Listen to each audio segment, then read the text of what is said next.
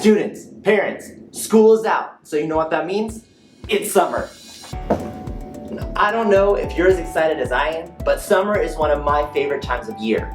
I mean, hey, you get to go swimming, you get to spend time outside, no more school, although for those of us who are adults, we still got work. It's also one of my favorite times of the year because of all of the awesome things that we have going on during the summertime here at the church for our students. Stay tuned until the end to find out important information about Mission Memphis. During the months of June and July and halfway through August, we will be taking a break from our regular Sunday morning gatherings from 9:15 to 10:15. Brianna and I will still be here, so if you want to come and hang out with us, maybe in the gathering place and drink a hot chocolate with us, you're more than welcome to do that. Another highlight of our summer is we are starting Mission in the Park up again the first Tuesday in June, and it will be every Tuesday from 7 p.m. to 8:30 p.m. except for the dates that are noted on the summer calendar. Mission in the Park is one of our students' favorite time throughout the summer. We meet together at Glendale Park just to simply get together, play some sports, have some fun together, and some fellowship. We are also going with the mission to be the hands and feet of Jesus and to show his love to the people of the community, inviting them to come and play with us.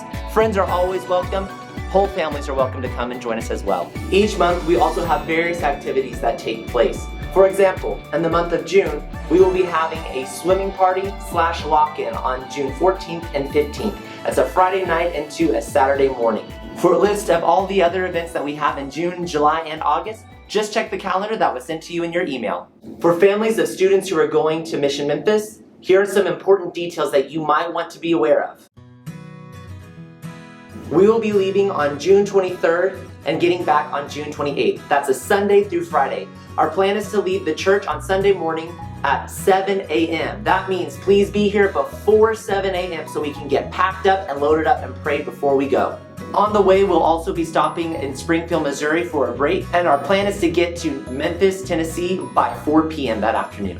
For the return journey, we will be leaving on Friday at 1 p.m. from Memphis, getting back to the church around 10 p.m. that evening, and we'll be stopping along the way for dinner.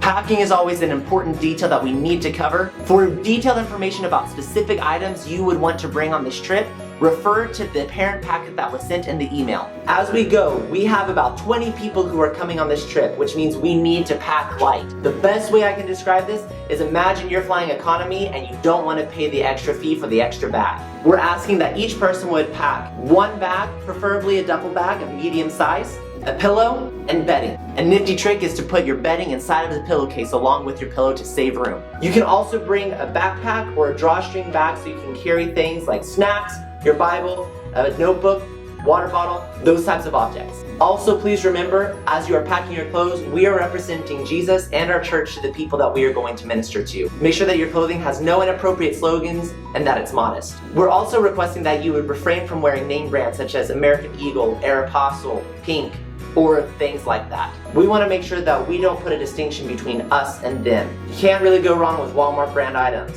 That's really almost all that I wear. Cell phones. Typically on youth trips, we ask that you don't bring your phone because we want to make sure that we're fostering good face-to-face relationships and friendships, which is generally a lot harder to do whenever a cell phone or electronics is present. Due to the fact of how far away we will be, and because of some requests and some concerns from parents, we are allowing cell phones to be brought by students. However, there are a few rules that we will be following on this trip regarding cell phone usage. Number one, we still want to make sure that we are fostering good face-to-face relationships. So, at the beginning of the trip, before we leave the church, one adult volunteer will be responsible for collecting all the phones and holding onto them for the trip. 2, we will limit the use of phones to free time during the evening from 8 p.m. to 9 p.m. At this time, students can use their phones to contact their parents, let them know how they're doing, give them a call, shoot them a text, whatever they want to do at that time.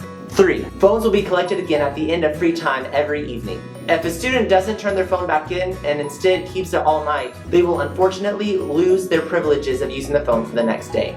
Now please hear me out. This is not for us to be tyrants or to be dogmatic about the usage of cell phones. The reality is we are going to be very busy throughout our days, and we need to be fully rested to have the best attitude so we can be the best servants and the best love of Jesus that we can be. We want to make sure that every student gets adequate rest so that they are prepared for the next day. All adults will have their cell phones on them at all times. So if you as the parent have a need to contact your student or one of us adults, or if your student needs to contact you as the parent, They have free access to our phones the entire time that we are on the trip. You can find the contact information of each adult volunteer that is going in that parent packet that was sent to your email. There are also 4 simple rules that we will all follow as adults and students for the simple protection and transparency of this trip. No one guy and one girl alone together. Number 2, always travel in groups. Never go off by yourself. Always have a traveling buddy. Rule number 3, no PDA.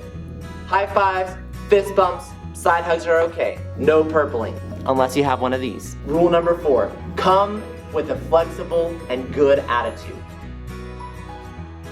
On Wednesday, while we're in Memphis, we'll get the opportunity to have a free evening and go out and have fun. Our plan is to go to the Bass Pro Pyramid. Wait. Bass Pro? Really? Honestly, it's going to be a great experience. If you have ever driven through Memphis or been to Memphis personally, the Pyramid is one of the iconic things you must do in Memphis. They have a bowling alley, a hotel, a 28-story elevator that takes you to a lookout point where you can see the entire city. Please send your child with about $10 to cover the cost of food for that evening. And finally, the last 2 things. We will be having 2 more missionary training sessions for Memphis on the first 2 Sundays of June. We will be doing this at the normal time of our youth gathering in the mornings, 9:15 to 10:15.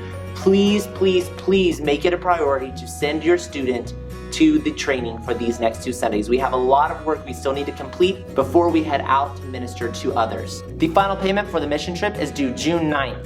You will be receiving an email with a reminder of the balance if you still owe. We are extremely excited to get to work with your students once again this summer. Thank you for giving us this opportunity.